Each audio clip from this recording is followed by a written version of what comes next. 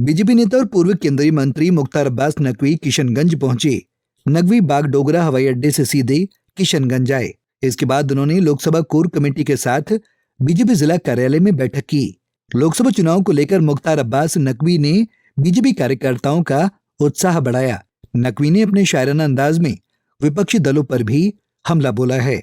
उन्होंने कहा कि मजबूत मोदी सरकार के सामने गोदी गिरोह का कोई जुगाड़ काम नहीं आएगा।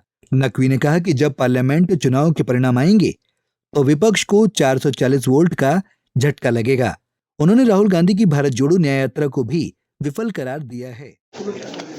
देखिए, कांग्रेस और उसका गोदी गिरोह मजबूत मोदी सरकार की जगह मजबूर गोदी सरकार के जुगाड़ और जोड़ तोड़ में लगी हुई है, और उसको भी ये भी मालूम है कि इस तरह का जुगाड़ का जमघट उसको जनादेश के पनघट तक नहीं पहुंचा पाएगा, और इसलिए वो मजबूर गोदी सरकार इसलिए चाहते हैं कि जो कांग्रेस पार्टी अपने रिमोट का रिबोट उसको बना सके, और इसलिए जो है वो समाजवादी टीपू और सामंती सुल्तान के बीच में सत्ता का संग्राम, सपनों की सत्ता का संग्राम चल रहा है। और इस सपनों की सत्ता का संग्राम ठीक वैसा ही है कि खानदान अनेक और ख्वाहिशें एक,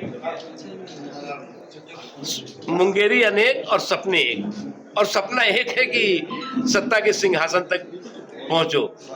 तो जब चुनाव का 24 को चुनाव का रिजल्ट आएगा और उसमें 440 वोल्ट का झटका लगेगा, तो ये सब लोग कहते फिरेंगे कि मेरे दिल के टुकड़े हुए हजार, कोई इधर गिरा कोई उधर गिरा, दिल के अरमा आंसुओं में बह गए, हम तो तन्हा रह गए। यही हो भारत जोड़ो न्याय यात्रा पर क्या कहेंगे सर? भारत जोड़ो न्याय यात्रा पर राहुल गांधी जी निकले हुए। देखिए, मुझे क्या लगता है कि इस गठबंधन की गठरी में जितने छेद हैं उससे ज्यादा कांग्रेस के गोदी गैंग में महत्वाकांक्षी मतभेद हैं। और ये कांग्रेस का जो गोदी गैंग है, गोदी गैंग इसलिए कह रहा हूँ कि कांग्रेस पार्टी तो अपने आप को जो है वो सामंती और सुल्तानी सूरमा मानती है, तो अपने साथ कहीं पे ईंट कहीं का रोड़ा इकट्ठा करके और कोशिश कर रही है कि कोई रिमोट का रिबोट तैयार करो, और जैसे इससे पहले 2014 से पहले जो सरकारें बनी कांग्रेस के सपोर्ट या रिमोट से, उसका जो हश्र किया वो करो। तो आज जो है वो नरेंद्र मोदी जी की इन 10 सालों से स्टेबिलिटी के साथ, कैपेबिलिटी के साथ, स्थायित्व के साथ, सुशासन और समावेशी विकास की इबारत लिखते हुए सरकार आगे चल रही है, और आने वाले दिनों में भी भारतीय जनता पार्टी की सरकार ही बनेगी।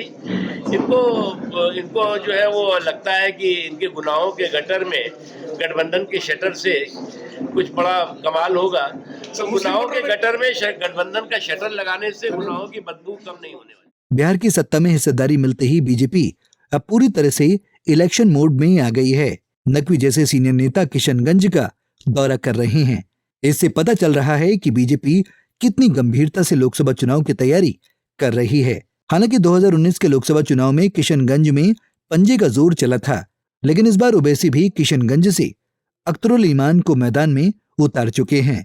ऐसे में त्रिकोणीय मुकाबले में किस नेता को जीत मिलेगी, ये तो आने वाले वक्त में ही पता चलेगा। पंजाब केसरी टीवी के लिए किशनगंज से रजनीश कुमार की रिपोर्ट।